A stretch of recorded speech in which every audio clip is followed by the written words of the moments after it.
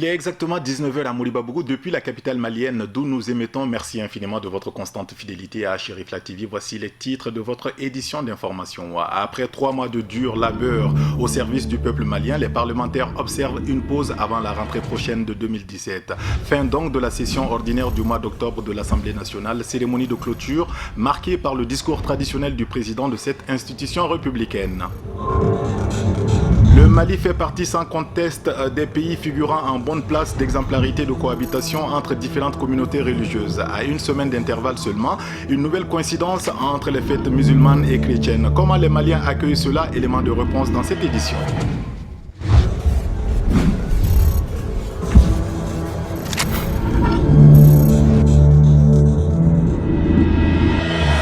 Nous sommes le vendredi 23 décembre 2016. Bienvenue à vous qui venez de nous rejoindre dans cette nouvelle page d'information sur Chérifla TV. Après les débats houleux autour de la motion de censure contre l'actuel gouvernement du Mali mercredi dernier, laquelle motion rejetée par la majorité des députés, les lampions se sont donc éteints sur la session ordinaire du mois d'octobre de l'Assemblée nationale. C'est par un discours solennel du président de l'Assemblée que la saison de 3 mois a été bouclée. L'honorable Isiaka Sidibé a situé le contexte particulier de cette session d'octobre en mettant en avant les acquis au bout d'intenses travaux. Cérémonie de clôture en présence du Premier ministre et des membres de son gouvernement. Amadou Kamara et Seydou Niaré étaient présents pour Chérifla Actualité. Comme à l'accoutumée, cette grande messe s'est voulue solennelle. Tapis rouge pour les personnalités, décor des grands jours, assistants parlementaires bien tirés dans leurs jolis vêtements. Bref, l'Assemblée affiche un air de fête. La présente session ordinaire, ouverte le lundi 3 octobre 2016, est arrivée à son terme après une courte prolongation résultant du dépôt de la motion de censure contre le gouvernement que nous venons de rejeter. Pendant cette session, nous avons doté notre institution d'un nouveau règlement intérieur dont l'une des innovations majeures a été l'introduction du poste de rapporteur titulaire dans les commissions générales. Nous avons en outre enregistré une modification dans la configuration politique de l'Assemblée nationale avec la naissance d'un nouveau groupe parlementaire. Dans cette salle, une atmosphère bon enfant, aidée en cela par l'air frais qui s'échappait des rideaux, des grandes enceintes, des climatisations nouvellement installées. Aujourd'hui, pas besoin de cartons ou de feuilles pour se ventiler. Le renouvellement du bureau de l'institution et des bureaux des commissions générales a été au cours de cette session un exercice politique que nous avons réussi dans la plus grande quiétude. Cependant, je voudrais saisir cette occasion pour exhorter davantage les membres des bureaux des commissions et l'ensemble des commissaires à redoubler d'efforts pour un traitement diligent des dépôts et dossiers qui leur sont confiés. C'est à ce seul but que nous pourrons, entre autres, réduire le volume des instances de nos saisines et améliorer le travail parlementaire. C'est par un rappel du contexte dans lequel s'est déroulée cette session que le président, l'honorable Isiaka Sidibé, a introduit son speech, le temps posé et magistral. Il a retenu l'attention de l'assistance par un discours bien à propos qui répertorie les préoccupations de l'ère des populations maliennes. La présente session a été également l'occasion pour nous de nous prononcer sur le rapport de la commission ad hoc d'examen de la demande de mise en accusation de l'ancien président de la République, Amadou Toumani Touré, et celui de la commission d'enquête sur les événements survenus à Kidal en 2014, à la suite de la visite de l'ancien Premier ministre Moussa Mara. Le budget d'État 2017, auquel nous avons donné notre quitus, traduit éloquemment la volonté du gouvernement de poursuivre les efforts engagés pour accroître et sécuriser les recettes publiques, promouvoir leur utilisation rationnelle et optimiser la gestion de la trésorerie. Au-delà de ces missions régaliennes, ce budget est la preuve que le gouvernement est résolument engagé à relever les défis sécuritaires, les défis du développement durable et inclusif, ainsi que la mise en œuvre effective des dispositions de l'accord pour la paix et la réconciliation. En définitive, il dira que s'il faut se féliciter du raffermissement de la démocratie et de la liberté dans notre pays, la diplomatie parlementaire malienne se porte très bien. L'organisation de la 10e conférence parlementaire des États d'Afrique et islamique en est une parfaite illustration. La MPJF est l'association malienne pour la promotion de la jeune fille et de la femme. Elle a initié un atelier de 3 jours de sensibilisation en vue d'une meilleure compréhension de l'accord de paix et de réconciliation au Mali. Cette initiative est surtout destinée aux enseignants et acteurs clés des communes rurales de Bagneda pour une adhésion totale à l'accord. Session de campagne qui s'est ouverte ce vendredi matin au centre de football appelé Fort Hope. Envoyés spéciaux Marietou Diallo et Cédou Niaré. Cette session de formation de 3 jours entre dans le cadre de la mise en œuvre de l'accord pour la paix et la réconciliation issu du processus d'Alger. L'Association malienne pour la promotion de la jeune fille et de la femme entend sensibiliser les enseignants et les acteurs clés de la commune rurale de Baguineda pour la bonne compréhension de cet accord. En mai 2016, l'ONG AMPGF a été choisi parmi le paquet de formateurs pour la dissémination du contenu de l'accord pour la paix et la réconciliation au Mali, issu du processus d'Alger. Et comme la chose est tellement importante que nous avons jugé nécessaire pour jouer notre rôle dans cette dissémination, en appuyant le ministère de la Réconciliation nationale, les enseignants, c'est les ambassadeurs à la base. C'est eux le vrai médium de la transmission. Quand les enseignants vont bien comprendre le contenu de l'accord de la paix, ils pourront mettre la paix dans le cœur des enfants. Ils pourront mettre la paix autour d'eux. Ils pourront créer. C'est leur devoir. Ils l'ont toujours fait. C'est l'enseignant même, c'est l'homme idéal dans la société. C'est lui qui fait tout. C'est lui qui connaît tout. C'est lui qui connaît l'enfant. C'est lui qui maîtrise son environnement. Dans ce cas, moi, j'ai pensé que quand on va informer les enseignants, la communauté sera informée. Ça, c'est un. Et deuxièmement, la restitution doit avoir lieu au sud aussi. C'est pourquoi moi, j'ai choisi Bagneda. 2 jours pour les enseignants. Et la journée du 26, ça, c'est populaire. Tout Bagneda, toute couche sociale, socio-professionnelle, ou couche sociale, ou personne, individu, peut venir échanger ici sur le contenu de l'accord pour la paix et la réconciliation. L'activité prévoit une session d'information sur 2 jours à l'intention des enseignants de 32 villages de la commune rurale de Bagneda et une journée à destination des autorités locales et leaders communautaires. Cette journée va nous permettre d'être au même niveau d'information en ce qui concerne les contenus de cet accord. Je sais que le thème a été bien choisi de faire ce travail avec les enseignants. Parce que ceux-ci sont des acteurs de base et leur sensibilisation va permettre une vulgarisation large du contenu de cet accord sur l'étendue du territoire. Ce projet permettra d'assurer une adhésion de tous ces acteurs au processus de réconciliation nationale et le développement participatif au dialogue social inclusif pour la consolidation de la paix, la cohésion sociale et le vivre ensemble. Je vous l'annonçais en début d'édition, Mauloud a été fêté le week-end dernier avec faste au Mali, enregistrant la présence des plus hautes autorités du pays ainsi que de l'archevêque à la cérémonie de bénédiction. Une fête religieuse s'en va et une autre se profile, celle qui célèbre la naissance de Jésus-Christ. Noël sera donc célébré dans la nuit du samedi 24 décembre au dimanche 25, presque partout dans le monde. Ici, chez nous, les leaders musulmans s'apprêtent à manifester aux côtés de leurs pères chrétiens toute leur joie à cette occasion pour témoigner encore une fois de plus de la symbiose qui règne entre les deux religions. Voici des témoignages des deux côtés. Je voudrais, à l'occasion de la célébration de la naissance de Jésus, le Messie, fils de Marie et notre Seigneur, présenter à tous nos frères et sœurs musulmans tous nos vœux les plus chers de paix et de plénitude de la vie. Noël, c'est l'annonce d'une grande joie. Et pour cause, une bonne nouvelle nous est annoncée. Et cette bonne nouvelle, nous dit le prophète Isaïe, est que le peuple qui marchait dans les ténèbres a vu se lever une grande lumière. Un enfant nous est né. Son nom est, entre autres, merveilleux conseiller, prince de la paix. Et ce don est l'œuvre de l'amour invincible du Seigneur de l'univers. Saint Luc, dans son évangile, nous dit « Un sauveur vous est né.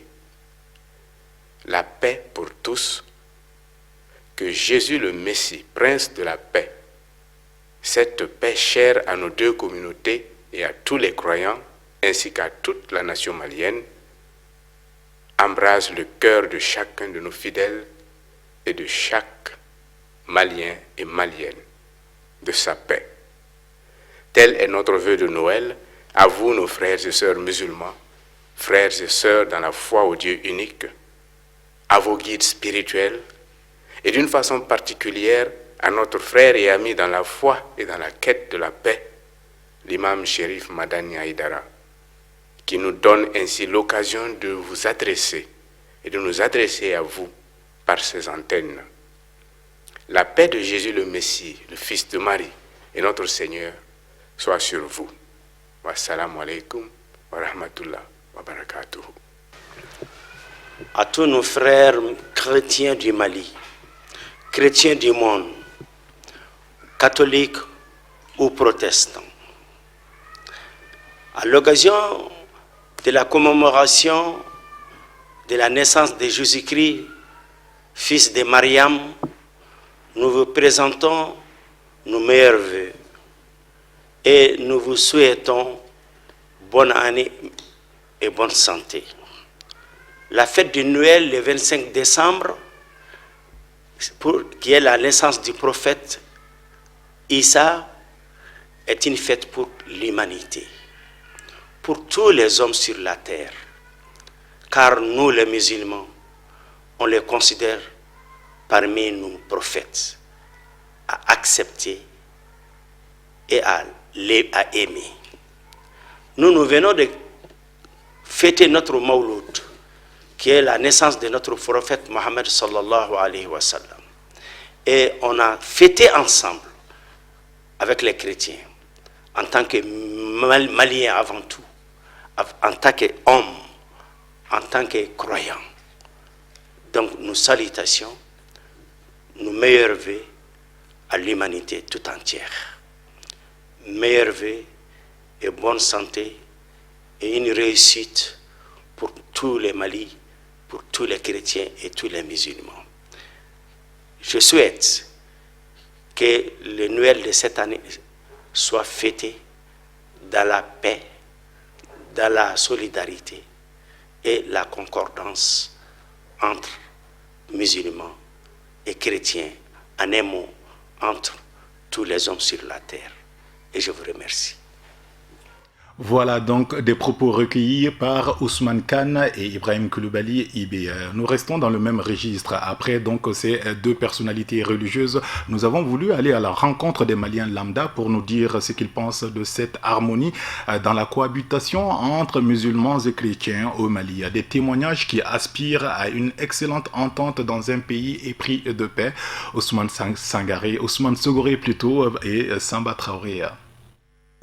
Alors, l'explication est simple, en ce sens que la fête de Noël dépend de l'année solaire et le Mawlud de l'année lunaire. Donc, ces années n'ayant pas la même longueur, il se trouve que, de temps en temps, je ne connais pas le rythme exact, eh bien, les deux fêtes peuvent coïncider. Mais c'est une pure coïncidence, puisque le Mawlud peut se fêter, par exemple, au mois d'avril ou au mois de juin, alors que Noël se fête toujours au mois de décembre, le 25 décembre. Voilà. Oui. Mais d'une façon générale, on dit que les deux religions, musulmanes et chrétiennes, s'entendent bien au Mali. Et c'est vrai que le pays est souvent cité en exemple, malgré les problèmes qu'on connaît à l'heure actuelle dans le monde entier. Et en général, vraiment, cette coexistence, cette bonne volonté de se rencontrer, d'agir ensemble, est reconnue par ailleurs. Alors, le vœu que nous pouvons formuler, c'est que cette plus que coexistence, cette vie ensemble, cette convivialité, puisse vraiment se développer encore entre nos deux religions. Ce qui concerne la cohabitation entre musulmans et chrétiens du Mali, l'exemple doit être pris par tous les chrétiens et les musulmans du monde, car nous voyons que dès la fondation, le Mali est un pays social, le Mali est un pays là où la cohésion sociale règne. Donc tu verras que dans telle famille musulmane, il y a des chrétiens, il y a dans telle famille chrétienne aussi, il y a des musulmans. Bref, nous sommes tous des frères et sœurs. Donc si nous sommes tous des frères et sœurs et nous disons que nous sommes à la recherche d'un même Dieu, je ne vois pas un moyen ou bien quelque chose qui peut nous laisser à nous combattre. L'islam, c'est la tolérance, c'est la lumière de la vie, c'est ce qui a été dit. Et Mawlud, c'est la racine de l'islam qu'il faut l'arroser avec Nimania, la croyance, l'amour des uns aux autres. Les plus grandes richesses de la vie, c'est l'amour d'Allah Ta'ala. Et deuxième, c'est l'amour de la famille. Troisième, c'est l'amour de l'humanité. Bon, une explication, on dirait, c'est les faits historiques, compte tenu pour la naissance de Jésus. Cela a été décidé de la célébrer avec la date du 25 décembre. Donc c'est une date qui a été fixée d'un commun accord. Quand on connaît les événements de la naissance, selon les périodes, donc une étude a montré que c'est vers la fin de l'année, là où il y avait le temps du froid. Bon, quand on regarde pour le Mawlud, ça c'est un cycle de rotation. Donc ce qui fait que ces dernières années, il y a une coïncidence entre ces deux grands événements. Oui, l'exemple, le Mali c'est un cas. Et si on voit que le Mali c'est une terre d'hospitalité où les Maliens, plusieurs ethnies, nous nous sommes embrassés. Il y a eu un brassage culturel depuis des années. Et la religion est venue encore fortifier ce brassage culturel que nous avons dans notre nation. Donc si j'ai un appel, c'est que en tant que croyants, de part et d'autre, la croyance nous oblige à nous accepter les uns les autres. Non, aucune explication, c'est le fait de Dieu. Le fait de Dieu, aucune explication. Non, faites la Mawlud sans arrêt de pensée, c'est tout. Mais ça que j'ai à lancer pour tous les musulmans, qu'ils s'entendent comme nous on a fait. Zazerbo, qui est le représentant des chrétiens, là, il a toujours participé à toutes les réunions des musulmans ici. Moi-même, j'ai été chez lui. Il n'a rien contre l'islam. Voilà, une excellente cohabitation entre chrétiens et musulmans.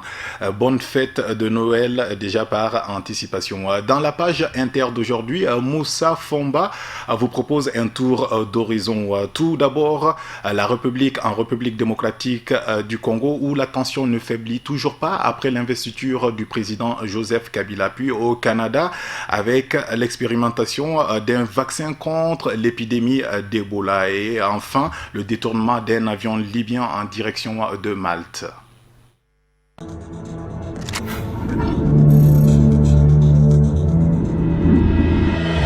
En République démocratique du Congo, les pourparlers avancent.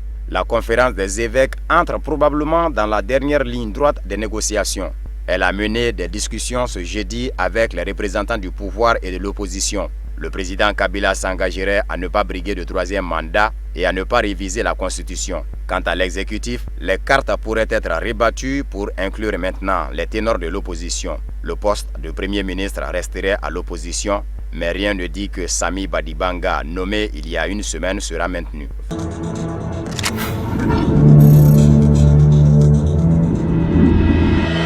L'Organisation mondiale de la santé OMS a annoncé vendredi l'efficacité d'un vaccin d'origine canadienne contre Ebola qui a fait plus de 11 000 morts en Afrique de l'Ouest. Ce vaccin serait efficace jusqu'à 100% contre ce virus mortel. C'est le laboratoire américain Merck qui a acquis les droits de commercialisation.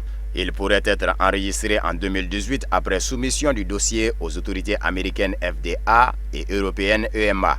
Selon les résultats de l'essai conduit par l'OMS avec le ministère canadien et des partenaires internationaux, il n'y a aucun cas d'Ebola parmi les quelques 6 000 personnes qui ont reçu ce vaccin l'an dernier en Guinée, contre 23 cas dans le groupe des non-vaccinés.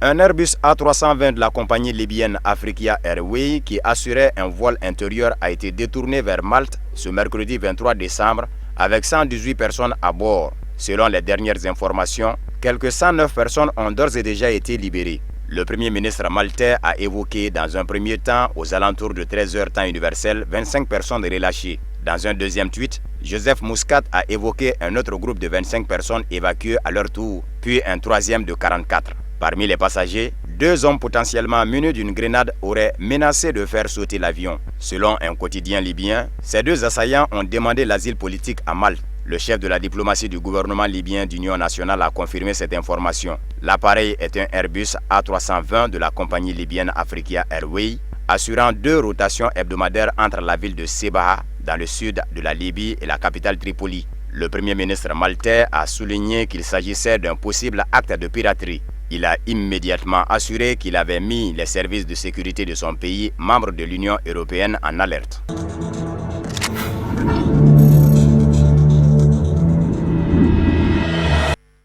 Les brèves d'aujourd'hui commentées par Moussa Famba, que vous allez d'ailleurs retrouver tout à l'heure à 21h pour la présentation du bulletin d'information en langue nationale Bamanakan. Excellente suite de programmes sur Chérifla TV et à très bientôt.